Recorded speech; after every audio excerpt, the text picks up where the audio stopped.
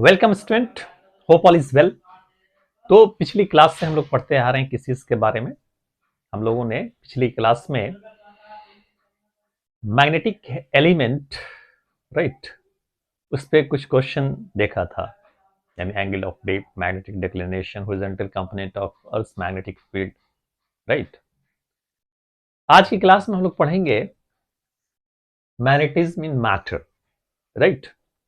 तो आगे बढ़ने से पहले एक बार रिक्वेस्ट कर लें उन बच्चों से जो पहली बार हमारे चैनल को वॉच कर रहे हैं। हमारा तो ये है बच्चों कि जब भी आप हमारे चैनल को वॉच करना शुरू करें, अपने साथ एक कलम और कॉपी लेकर के बैठे, एक कंप्लीट नोट्स तैयार करें। दूसरा, चूंकि फिजिक्स का रिलेशन हमारा पीछे से है, अगर पीछे के कॉन्सेप्ट्स आपके क्लियर नहीं है तो आगे समझने में परेशानी होगी। तो जरूरत इस बात की है कि आप पीछे से शुरू करें और यहां तक पहुंचे, राइट। तीसरा, हमारे चैनल को लाइक कर लें, सब्सक्राइब कर लें, बेल आइकन दबा दें ताकि हमारा वीडियो रेगुलरली पहुंचता रहे। तो आइए हम स्टार्ट करते हैं, राइट। तो हमारा टॉपिक है मैग्नेटिज्म इन मैटर। अब जो स्मॉलेस्ट जो पार्टिकल होता है मैटर, जिसको आप क्या बोलते हैं, एटम बोलते हैं, ठीक है। स्मॉलेस्ट पार्टिकल, उसको क्या बोलते हैं आप, एटम। हम बात कर रहे हैं किस चीज की, एटम की, सबसे पहले। अब एटम की कहानी क्या है, what is the story of the atom. Atom के अंदर क्या होता है हमारा, ये जो है हमारा एक न्यूक्लियस है और इलेक्ट्रॉन इसके चारों तरफ मूव करता है। इलेक्ट्रॉन इसके चारों तरफ क्या होता है हमारा, मूव करता है। अब जरा सोचिए, इलेक्ट्रॉन अगर इसके चारों तरफ हमारा अगर मूव कर रहा है, सपोज, यानी electron is moving in this direction,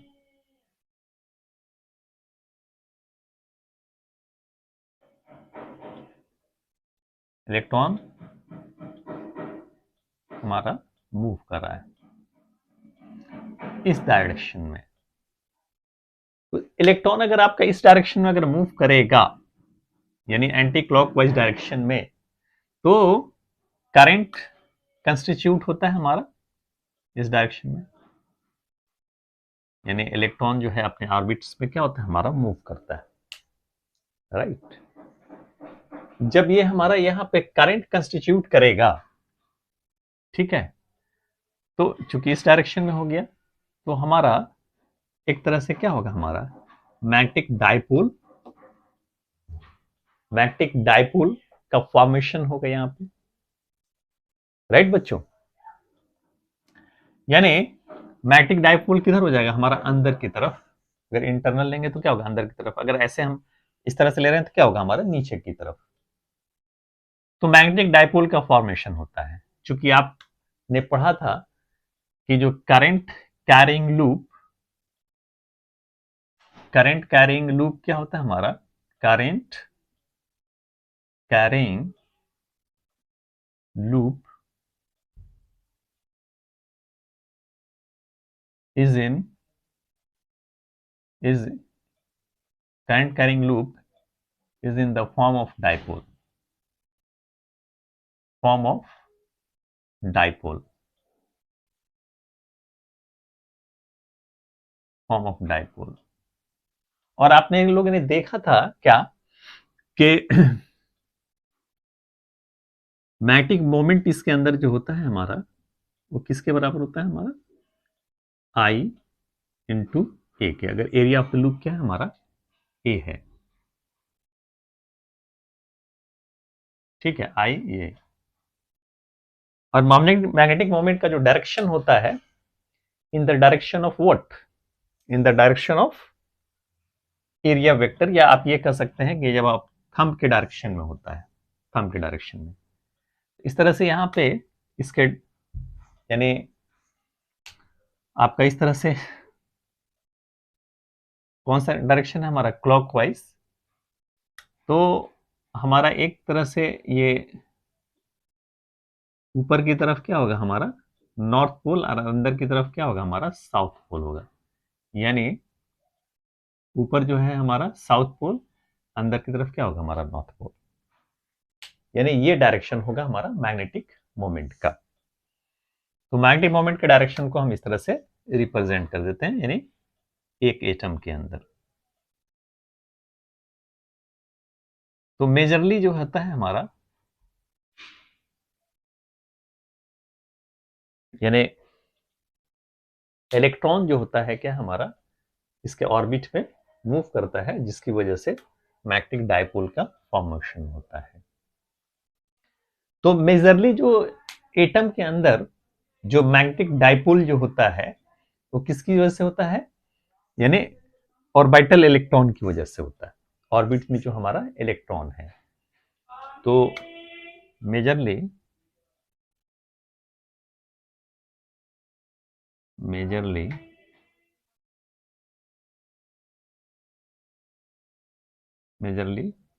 magnetic dipole is formed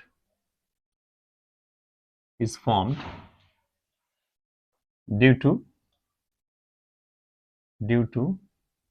orbital electron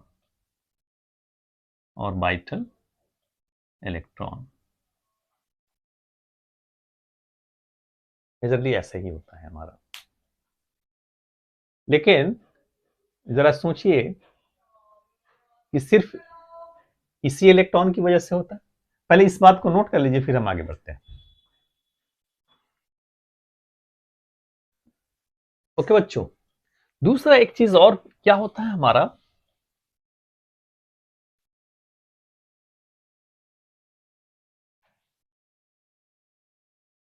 यानी उसका कंट्रीब्यूशन काफी कम होता है।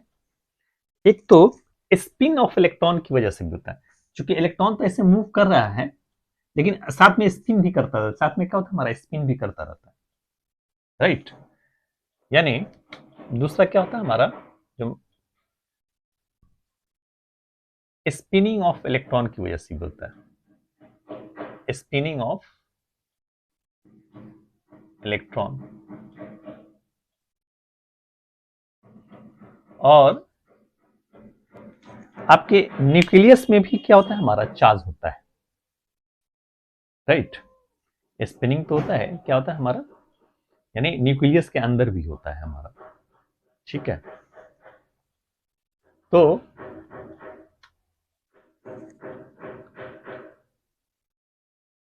चलिए, उसको उतना करने का सेंस ये हुआ ओवरऑल जो है, यानी इलेक्ट्रॉन के वजह, एटम में जो भी इलेक्ट्रॉन है उसके वजह से ही हमारा क्या होता है, मैग्नेटिक डायपोल डेवलप होता है, यानी मैग्नेटिक फील्ड जो है कंस्टिट्यूट होता है, राइट। यानी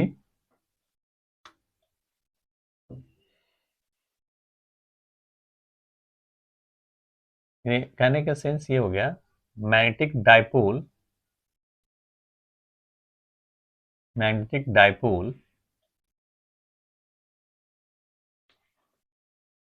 in an atom is due to what, total electron in the atom, is due to total electron in the atom, is due to total electron in the atom।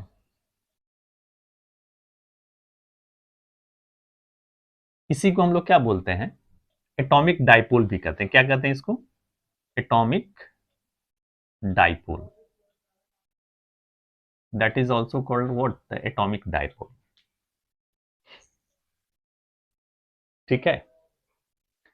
अब होता क्या है, एक चीज और समझ लीजिए, यानी एक तरह से केमिस्ट्री का ही पार्ट है, आपने नोट कर लिया होगा। आगे बढ़ते हैं।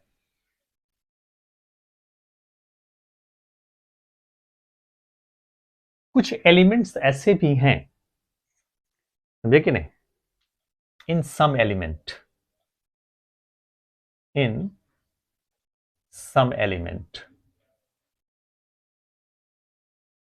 इन सम एलिमेंट, जैसे हमारा क्या है, हीलियम है। As for the example helium, helium को हम लोग क्या बोलते हैं, डाया एटॉमिक। क्या बोलते हैं हम लोग, डाया एटॉमिक। हीलियम क्या होता है हमारा, डाया एटॉमिक,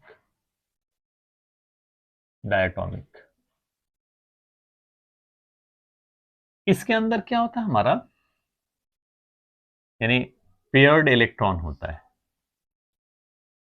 इसके ऑर्बिट के अंदर क्या होता है हमारा, पेयर्ड इलेक्ट्रॉन होता है। तो क्या करता है, एक दूसरे को कैंसिल कर देता है, it cancel to each other. तो it cancel to, it cancel to each other. इसके अंदर जो मैग्नेटिक मोमेंट होता है वो न के बराबर होता है। राइट बच्चों। और जैसे इन सम एलिमेंट, इन सम एलिमेंट, इन सम एलिमेंट, जैसे पारामैग्नेटिक हो गया, क्या हो गया हमारा, पारा मैग्नेटिक, और डिटेल्स में इसको हम लोग पढ़ेंगे। पारामैग्नेटिक हो गया एंड फेरोमैग्नेटिक हो गया। फेरो मैग्नेटिक हो गया। इन दोनों के अंदर क्या होता है हमारा, अनपेयर्ड इलेक्ट्रॉन होता है। क्या होता है हमारा, अनपेयर्ड, अन अनपेयर्ड इलेक्ट्रॉन होता है। अनपेयर्ड इलेक्ट्रॉन है तो एक दूसरे को कैंसिल नहीं करता। इसकी वजह से इसके अंदर क्या होता है हमारा, मैग्नेटिक मोमेंट हमारा डेवलप होता है। Due to this magnetic moment is not equal to zero. इसके प्रॉपर्टी को, मैग्नेटिक प्रॉपर्टी को हम लोग बढ़ा सकते हैं। कैसे बढ़ाते हैं, यानी या तो आप क्या करते हैं, टेम्परेचर को डिक्रीज कर करके, या इसके इसको क्या करते हैं आप, कैसे इंक्रीज कर सकते हैं। पहला, टू डिक्रीज, क्योंकि टेम्परेचर बढ़ाएंगे तो मैग्नेटिक प्रॉपर्टी क्या होता है हमारा, कम होता है। आगे हम लोग डिस्कस करेंगे। To decrease the temperature, to decrease the temperature. दूसरा, placed in placed in external field placed in external field। ये सारी बातें हैं, ठीक है। चलिए नोट कर लीजिए, फिर हम आगे बढ़ते हैं।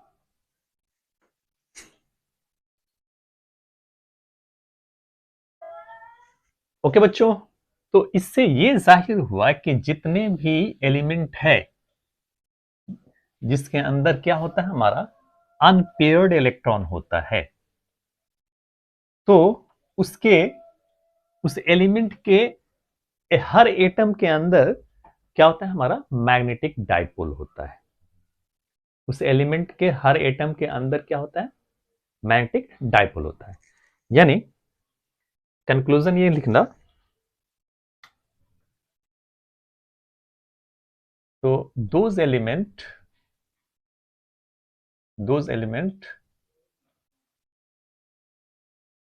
element which has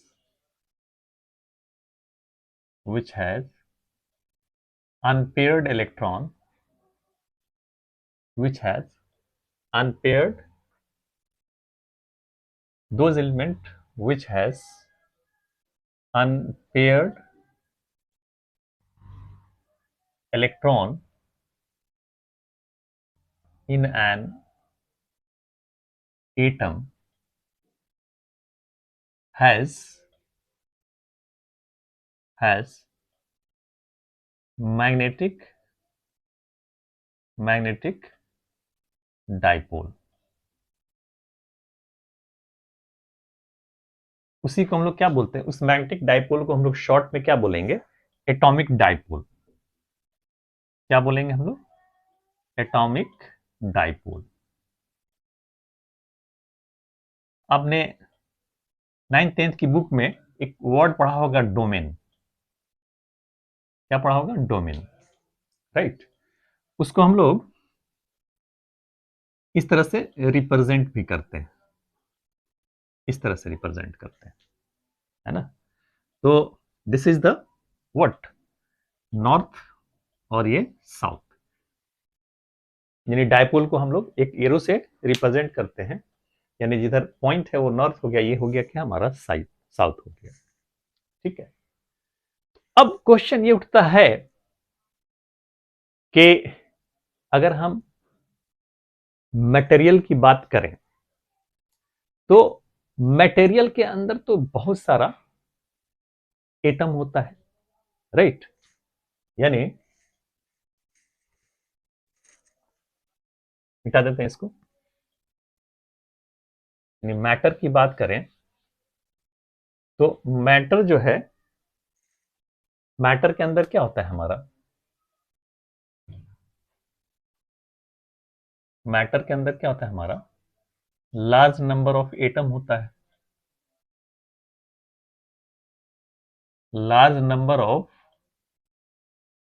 एटम होता है।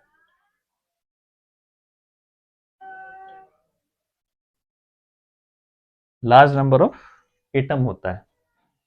और ये मैटर ऐसा है जिसके अंदर क्या है हमारा, यानी इस मैटर का वो एलिमेंट जिसके अंदर क्या हमारा अनपेयर्ड इलेक्ट्रॉन है। तो अगर लार्ज नंबर ऑफ एटम है इसके अंदर, क्या मैटर के अंदर क्या हमारा ऐसा स्पेसिमेन आपने लिया जिसके अंदर क्या है हमारा लार्ज नंबर ऑफ एटम है। अब लार्ज नंबर ऑफ एटम है तो इसके अंदर क्या होगा, every atom has a magnetic moment, जिसको आप क्या बोलते हैं, आप डाइपोल बोलते हैं, एटॉमिक डाइपोल। तो इसका मतलब क्या हो जाएगा, it has the large number of dipole, large number of atomic dipole.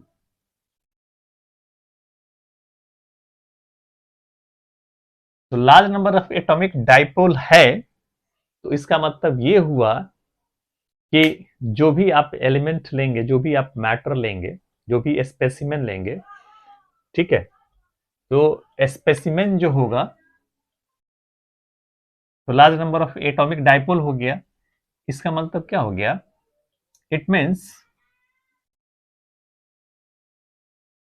it means it means it means it means matter has specimen of matter, जो स्पेसिमेन आप ले रहे हैं, specimen of matter should be a magnet. तो क्या होना चाहिए, specimen of matter should be a magnet. लेकिन जब आप देखते हैं किसी भी स्पेसिमेन को,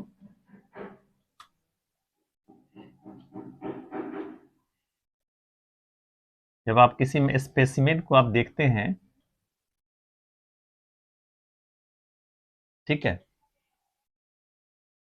लेकिन but it does not exist as a magnet, but लेकिन रियलिटी में क्या होता है, ये मैग्नेट की तरह एग्जिस्ट नहीं करता। But it is not in the form of magnet.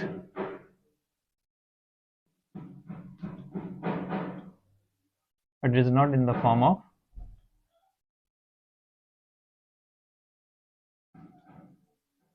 Magnet. अब तो बड़ा अजीब सी बात हो गई कि भाई जब every atom has the magnetic dipole, तो फिर ये स्पेसिमेन जो आप ले रहे हैं वो मैग्नेट नहीं है, इसके अंदर मैग्नेटिक मोमेंट क्या है हमारा, जीरो है। ऐसा क्यों? The magnetic moment is zero here. उसकी वजह क्या है कि ये जो है रैंडमली ओरिएंटेड होता है।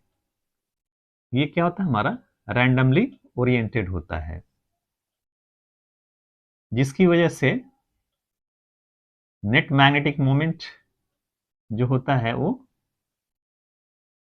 नेट मैग्नेटिक मोमेंट जीरो होता है। ठीक है, तो इस चीज को हम लिख देते हैं, because atomic dipole is atomic dipole of atomic dipole of a specimen, because एक minute, because every atomic dipole of a specimen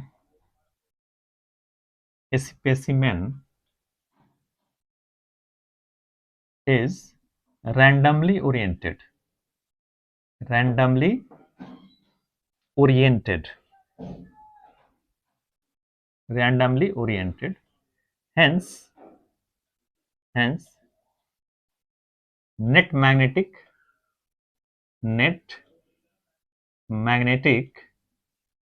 moment is zero.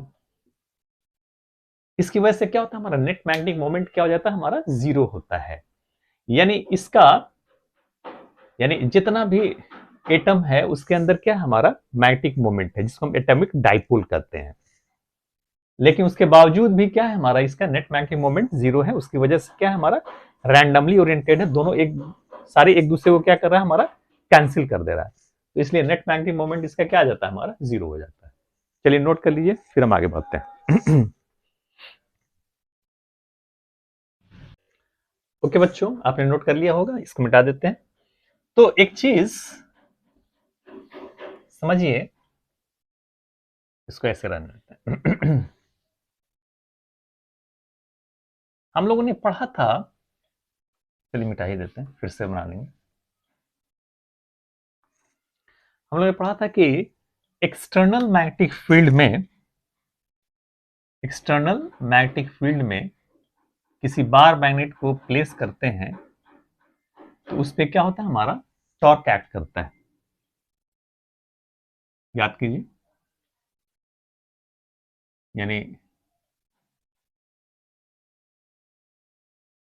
Magnetic dipole का डायरेक्शन, ये नॉर्थ पोल और ये south pole,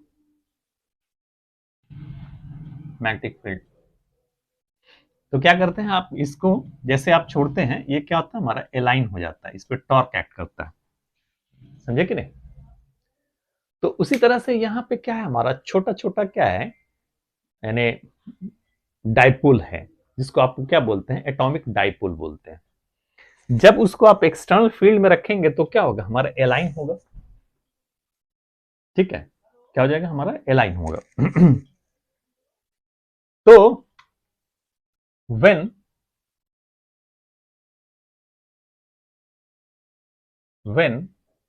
the specimen is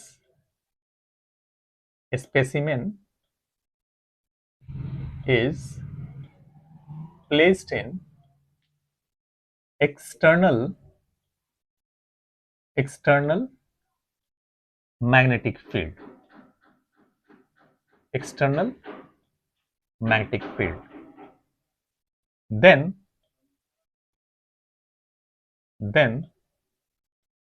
torque acting on the dipole, then torque acting on the dipole, torque acting on the dipole, which align the atomic dipole. वो क्या करता है, atomic dipole को क्या करता है, अलाइन कर देता है, राइट। जैसे यानी मोस्टली जो आपका स्पेसिमेन का जो है वो एटॉमिक डाइपोल क्या होता है हमारा, एलाइन हो जाता है। अब बहुत ऐसे है तो उस तरह से अलाइन नहीं होता, लेकिन मोस्टली क्या होता है हमारा, अलाइन हो जाता है। यानी बिल्कुल सीधा सीधा नहीं होता, लेकिन जनरली ऐसे लिख देते हैं, बिल्कुल स्ट्रेट कर देते हैं। अब अलाइन हो जाने के बाद कुछ अलाइन हुआ कुछ नहीं हुआ, अब क्या होता है कि जो थोड़ा सा अलाइन हुआ है वो फिर हटाने के बाद मूव कर जाता है, समझे कि नहीं। लेकिन बहुत सारा जो है जो अलाइनमेंट हो जाता है वो वैसे ही मेंटेन रह जाता है, ठीक है, वो दोबारा अपने ओरिजिनल पोजीशन पे नहीं पहुंच पाता। तो जैसे आपने स्पेसिमेन को क्या किया, एक्सटर्नल फील्ड में रखा, तो एक्सटर्नल फील्ड की वजह से यानी इस पे जो टॉर्क एक्ट किया, और उस टॉर्क की वजह से हमारा क्या हो गया, ये एटॉमिक डाइपोल अलाइन हो गया, और अलाइनमेंट की वजह से इसके अंदर क्या आ गया, मैग्नेटिक मोमेंट आ गया। यानी अब ये क्या हो गया हमारा, इसके अंदर मैग्नेटिक बिहेवियर आ गया, ठीक है। अगर हम एक्सटर्नल फील्ड से हटा भी देंगे तब भी इसके अंदर कुछ मैग्नेटिक मोमेंट बचा रहेगा, राइट। यानी इसके अंदर अपना क्या हो गया, it has the own magnetic moment due to alignment of the atomic dipole. Hope you understand बच्चों। तो इसको नोट कर लीजिए, फिर हम आगे कुछ टर्म्स को पढ़ते हैं, फिर हम एक्सप्लेन करेंगे आगे।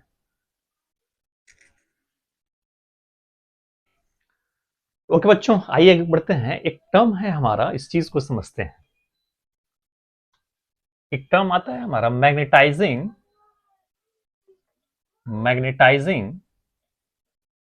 फोर्स और मैग्नेटाइजिंग इंटेंसिटी। मैग्नेटाइजिंग इंटेंसिटी, इसको हम लोग कैपिटल एच से रिप्रेजेंट करते हैं। किसी से, कैपिटल एच से। तो मैग्नेटाइजिंग फोर्स और मैग्नेटिक इंटेंसिटी क्या है, जैसे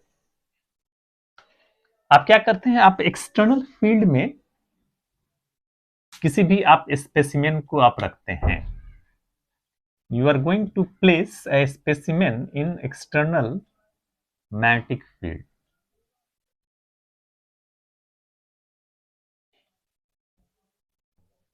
ये हमने एक सोलेनोइड ले लिया, राइट।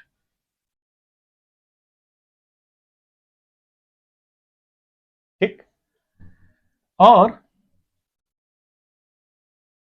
जैसे ये हमारा स्पेसिमेन है, सपोज ये तो खाली खाली है, एयर मीडियम है, यहां से क्या होगा हमारा, ये एक मैग्नेटिक लाइंस ऑफ फोर्सेस पास करेगा, यानी मैग्नेटिक फील्ड।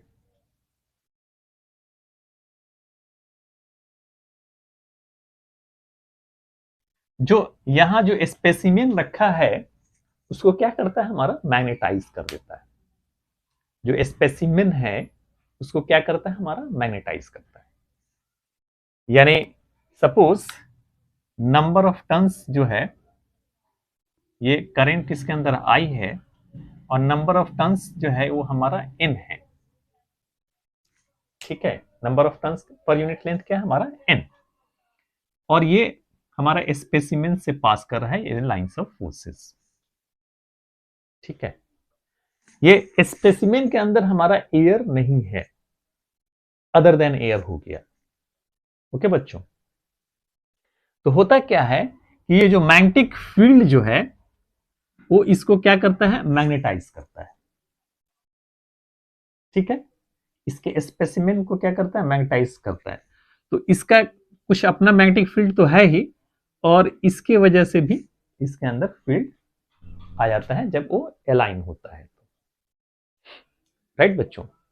तो जिस डिग्री से, यानी जिस डिग्री से ये मैग्नेटाइज होता है उसी को हम लोग क्या बोलते हैं, मैग्नेटाइजिंग फोर्स बोलते हैं। ठीक है, तो मैग्नेटाइजिंग फोर्स पहले डेफिनेशन हम आपको लिख देते हैं। The degree to which the degree to which the degree to which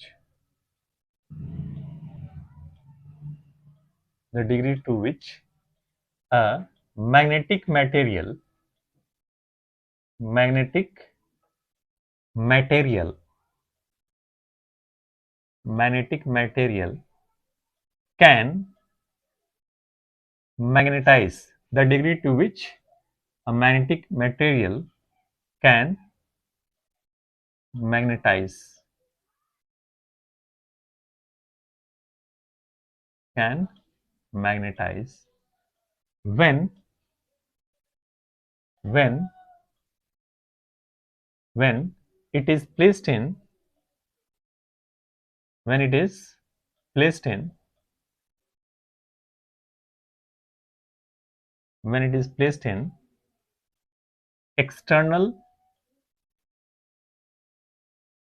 magnetic field, external magnetic, when it is placed in external magnetic field is represented in terms of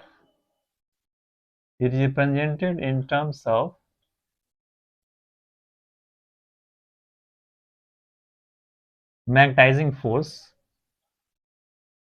magnetizing force,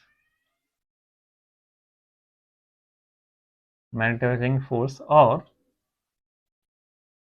magnetizing intensity, magnetizing intensity।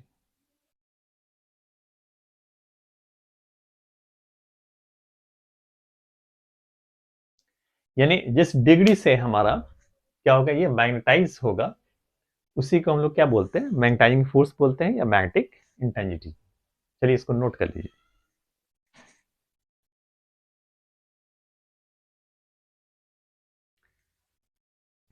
Okay बच्चों, तो पहले इसके definition को हम समझते हैं क्या है। मैग्नेटाइजिंग फोर्स क्या होता है हमारा, the degree to which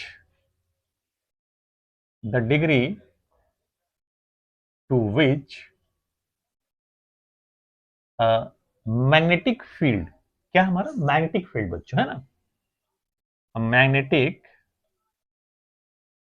field can magnetise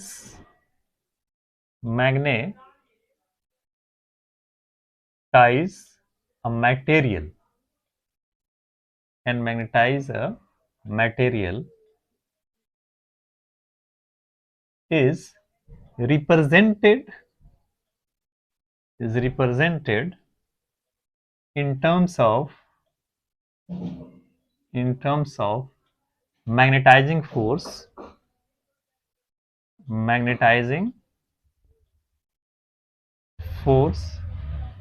or magnetizing intensity, magnetizing intensity, magnetizing intensity। Right बच्चों, होप यू अंडरस्टैंड। चलिए पहले नोट कर लीजिए, फिर और हम एक्सप्लेन करते हैं।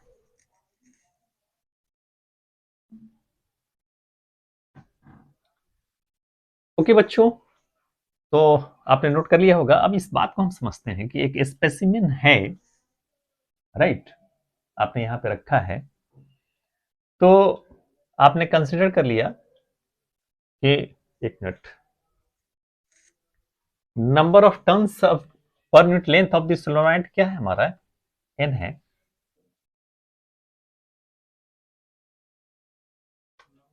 Consider a solenoid, consider a specimen is placed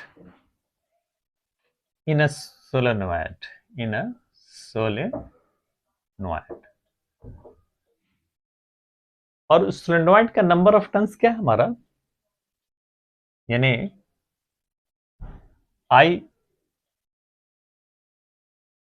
late I is the current and N is number of turns of the solenoid, number of turns per unit length, number of turns per unit length of the solenoid. तो magnetic field जो induce होगा इसके अंदर, magnetic field इसके अंदर जो induce होगा वो क्या होगा हमारा, magnetic field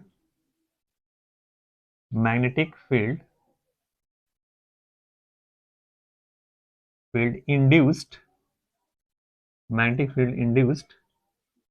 in the solenoid is, वो हो जाएगा हमारा क्या, B is equal to mu N I. Mu इसलिए बच्चों क्योंकि यहाँ क्या है हमारा, एयर मीडियम नहीं है, ये स्पेसिमेन से जो लाइंस ऑफ फोर्सेस पास करेगा वो अदर देन एयर मीडियम है। तो B इज इक्वल टू क्या हो गया हमारा, म्यू एन आई के। यहाँ पे जो फैक्टर है, यानी म्यू तो कांस्टेंट है, यहां जो फैक्टर है वो क्या है हमारा, एन आई है।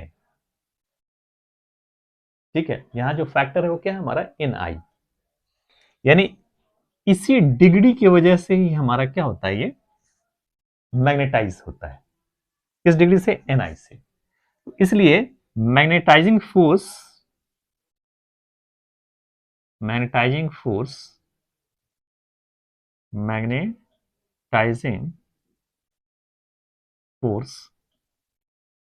या magnetizing intensity H is equal to किसके बराबर होगा हमारा, N इंटू आई के। मैग्नेटाइजिंग फोर्स या magnetizing intensity H is equal to क्या हो जाएगा हमारा, N इंटू आई। N क्या, number of turns per unit length, और I क्या हमारा, करंट इन द सोलेनोइड। ठीक है, चलिए नोट कर लीजिए इसको। ओके बच्चों, तो H इज क्या होगा हमारा, Ni के। तो finally magnetic field induction inside the solenoid वो कितना हो जाएगा हमारा, जो मैग्नेटिक फील्ड इंडक्शन जो है स्पेसिमेन के अंदर जो आएगा वो किसके बराबर होगा, B is equal to mu H के। यानी अब इसके अंदर जो मैग्नेटिक फील्ड होगा वो क्या हो जाएगा हमारा, B is equal to mu H. Right बच्चों, समझ में आ गई बात। एक चीज और, इफ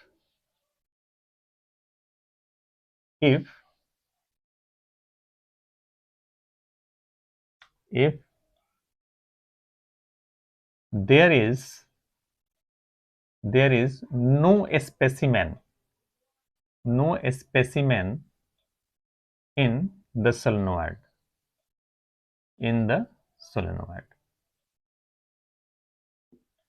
अब ये जो सोलेनोइड हम ले रहे हैं बच्चों, इसके अंदर क्या है हमारा, कोई भी स्पेसिमेन नहीं है, नंबर ऑफ टर्न्स n। ठीक है, no specimen in the solenoid. Then magnetic field induction is, magnetic field induction inside solenoid is B naught is equal to mu naught I के। म्यू नॉट क्या हो गया हमारा, magnetic permittivity in free space या air medium. Magnetic mu naught is equal to magnetic permeability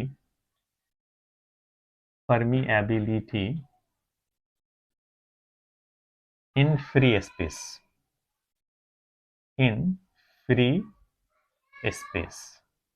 ये चीज होगी। Hope you understand बच्चों। चलिए इसको नोट कर लीजिए, फिर हम आगे बढ़ते हैं।